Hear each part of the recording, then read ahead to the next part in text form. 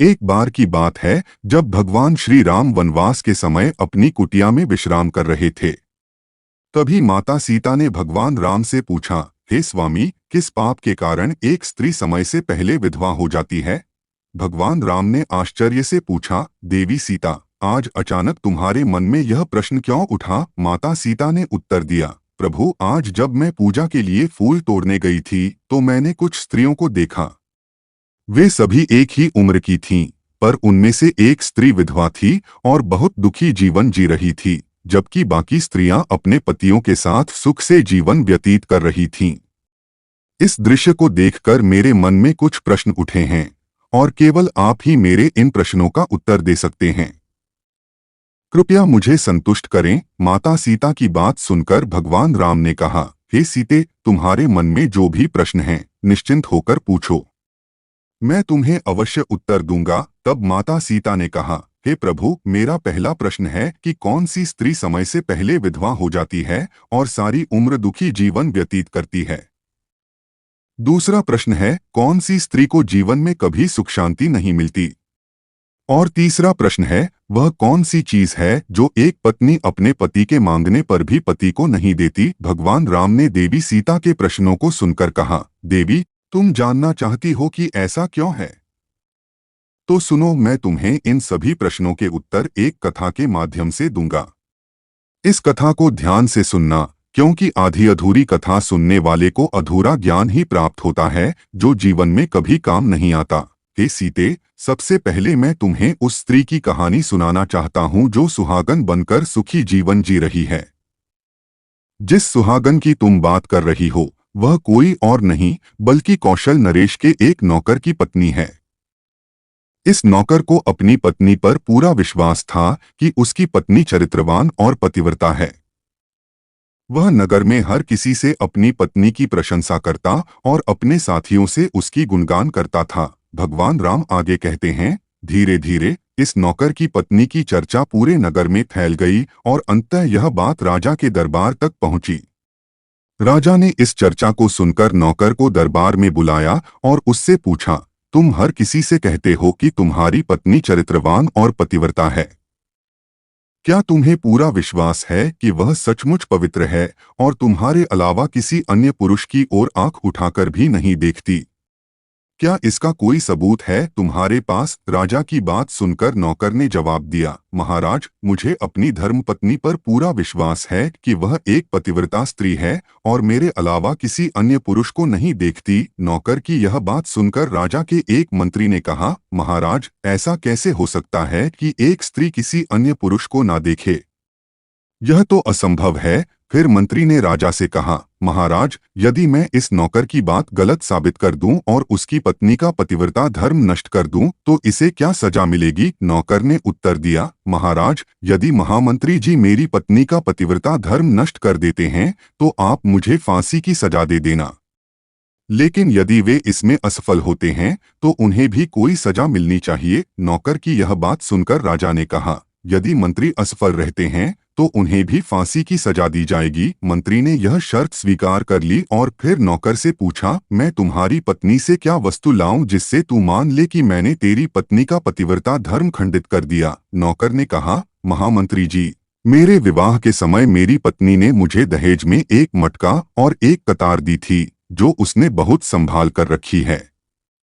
ये दोनों चीजें उसके लिए सुहाग की निशानी हैं और वह उन्हें किसी भी कीमत पर खोना नहीं चाहेगी। यदि आप मेरी पत्नी से ये दोनों चीजें लाकर मुझे दिखा देंगे तो मैं मान जाऊंगा कि आपने उसका पतिव्रता धर्म नष्ट कर दिया है। मंत्री ने यह शर्त स्वीकार कर ली और दरबार से निकलकर नगर में एक जादूटोना करने वाली स्त्री से मिला। वह स्त्री ऐसे कामों में माहिर थी जो अन्य कोई नहीं कर पाता था। मंत्री ने उसे सारी बात बताई और कहा, किसी भी तरह उस नौकर की पत्नी से मेरा संबंध बनवा दे। इसके बदले तुझे जितना धन चाहिए मैं देने को तैयार हूँ। मंत्री की बात सुनकर वह स्त्री कहने लगी, मंत्री जी, यह काम कहना आसान है लेकिन करना मुश्किल। जिस स्त्री की आप बात कर रहे हैं वह पतिव्रता नारी है। न उसे धन का लोभ है और न ही किसी वस्तु का लालच।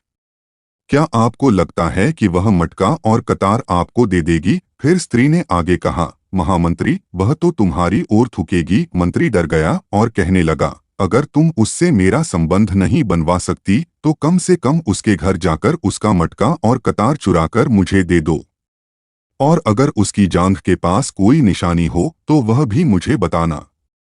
मैं तुम्हें मुंह मांगा इनाम दूंगा, जितना धन चाहिए उतना दूंगा। बस तुम मेरा यह काम कर दो। मंत्री की बात सुनकर उस जादू टोना करने वाली स्त्री के मन में धन का लालच आ गया। उसने कहा, ठीक है, मैं तुम्हारा काम अवश्य करूंगी, लेकिन मुझे मुंह मांगा धन देना पड़ेगा। मंत्री ने सहमति दे दी।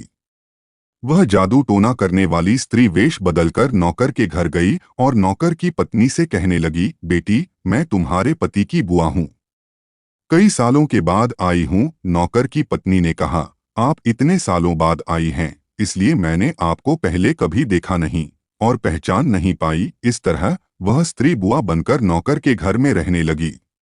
नौकर की पत्नी ने उसे बुआ समझकर बहुत आदर और सम्मान दिया, लेकिन उसे यह नहीं पता था कि यह स्त्री मंत्री द्वारा भेजी गई है ताकि वह उसके पतिव्रता धर्म को नष्ट कर सके। अब वह स्त्री नौकर के घर में आराम से रहने लगी और नौकर की पत्नी पर झूठा प्यार दिखाने लगी। एक दिन जब नौकर की पत्नी स्नान करने के लिए स्नान गृह में गई तो थोड़ी देर बाद वही स्त्री भी वहां पहुंची और उसकी कमर रगड़ने लगी।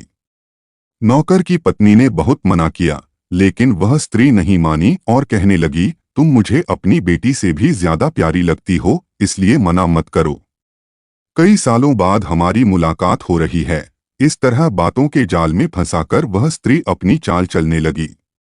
उसने मौका देखकर उस पतिव्रता स्त्री की जांघ पर एक तिल देखा, जिससे उसका काम पूरा हो गया। स्नान के बाद जब नौकर की पत्नी घर के अन्य काम करने लगी तो उस स्त्री को मटका और कतार चुराने का मौका मिल गया।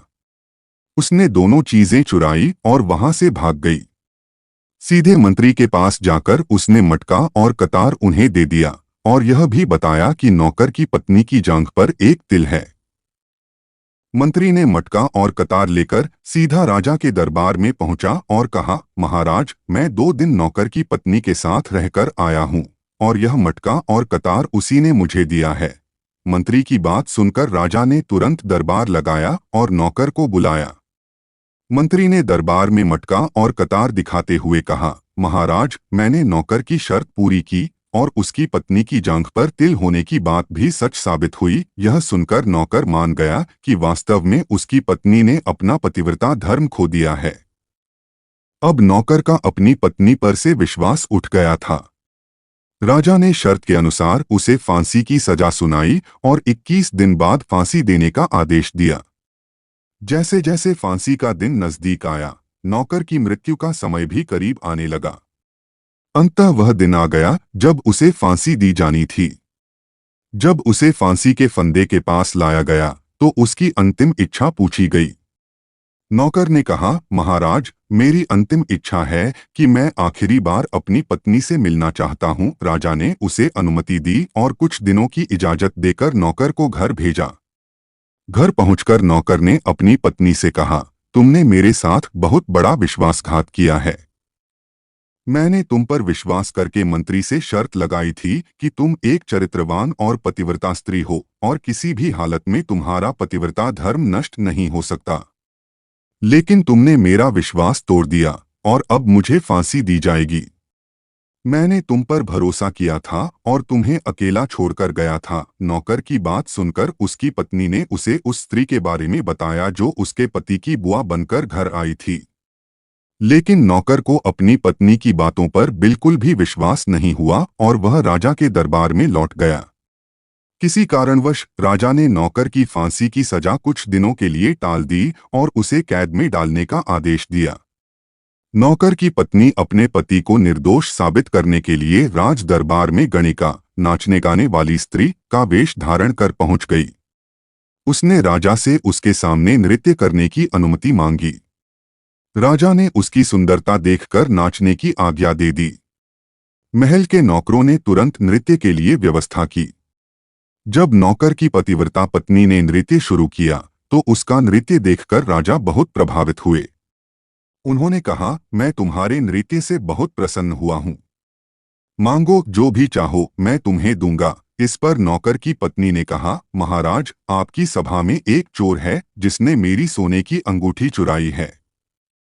उसे फांसी की सजा दीजिए। यह सुनकर राजा ने कहा, ठीक है, बताओ मेरे दरबार में तुम्हारा चोर कौन है, मैं उसे अवश्य फांसी दूंगा। नौकर की पत्नी ने कहा, महाराज, और कोई नहीं बल्कि आपके मंत्री ने ही मेरी अंगूठी चुराई है, आप इन्हें फांसी की सजा दीजिए। जैसे ही मंत्री ने सुना कि यह स्त्री उसे चोर बता रही है, उसने तुरंत कहा, महाराज, मैं शपथ खाकर कहता हूं कि मैंने इसकी अंगूठी नहीं चुराई है, मैंने इसे आज तक कभी देखा भी नहीं है, तो मैं इसकी अंगूठी कैसे चुरा सकता हूं?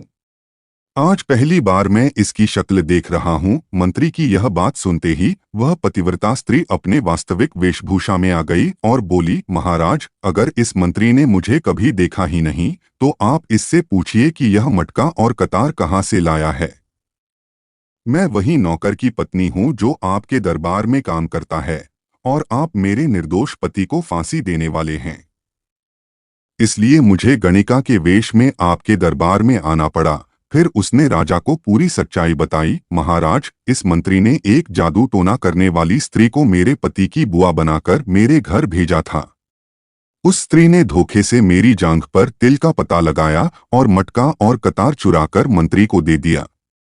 इसके बदले में मंत्री ने उसे बहुत सारा धन दिया।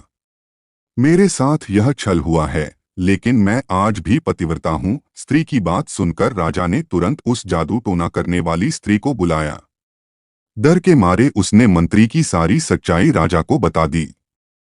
इससे राजा ने नौकर को कैद से रिहा कर दिया और उसकी जगह मंत्री को फांसी पर चढ़ा दिया। कथा को आगे बढ़ाते हुए भगवान राम ने कहा, हे सीता, उस नौकर की पतिव्रता स्त्री ने अंत में राजा से कहा, महाराज, मैं अपने पति से बहुत प्रेम करती हूँ, मैं एक चरित्रवान स्त्री हूँ और कभी भी अपने पति का नाम नहीं लेती। इस प्रकार भगवान राम ने सीता से कहा, अब तुम अपने तीनों प्रश्नों के उत्तर सुनो। तुम्हारा पहला प्रश्न था कि कौन सी स्त्री समय से पहले विधवा हो जाती है। तो जो स्त्रियां अपने पति का नाम लेकर उन्हें बार बार पुकारती हैं, वे समय से पहले विधवा हो जाती हैं। इसका कारण यह है कि जब कोई स्त्री अपने पति का नाम लेती है तो उसकी उम्र कम हो जाती है, जिससे पति की मृत्यु समय से पहले हो जाती है और स्त्री विधवा हो जाती है। इसीलिए तुमने जिन स्त्रियों की बात की थी, उनमें से एक विधवा हो गई, जबकि एक नौकर की पत्नी जो कभी भी अपने पति का नाम नहीं लेती, आज भी सुखी और सुहागन है। तुम्हारा दूसरा प्रश्न था कि कौन सी स्त्री जीवन में कभी सुख नहीं पाती। जो स्त्रियां बिना पति की अनुमति के कहीं भी चली जाती हैं, वे कभी सुखी जीवन नहीं जी पाती और हमेशा दुखी रहती हैं, क्योंकि उन्हें पति का प्रेम नहीं मिलता। तुम्हारा तीसरा प्रश्न था कि कौन सी चीज है जो पत्नी अपने पति को मांगने पर भी नहीं देती। वह चीज गाली है जो एक संस्कारी और चरित्रवान स्त्री अपने पति को कभी नहीं देती। जो स्त्रियां अपने पति को गाली देती हैं, वे चरित्रवान नहीं होती और जीवन भर दुखी रहती हैं। माता सीता ने कथा सुनकर अपने प्रश्नों के उत्तर पाकर संतोष व्यक्त किया और पूछा, प्रभु, क्या वास्तव में चरित्रवान स्त्री कभी दुखी जीवन नहीं जीती? भगवान राम ने उत्तर दिया, नहीं, चरित्रवान स्त्रियों के घर में लक्ष्मी का वास होता है और वह घर धन, दौलत और खुशियों से भरपूर रहता है। चरित्रवान स्त्रियां हमेशा घर को स्वर्ग बना देती हैं। मित्रों, यदि यह कथा आपको अच्छी लगी हो तो कृपया कमेंट्स में जय श्री राम जरूर लिखें। वीडियो को लाइक करें और चैनल को सब्सक्राइब करें। वीडियो देखने के लिए सभी का दिल से धन्यवाद।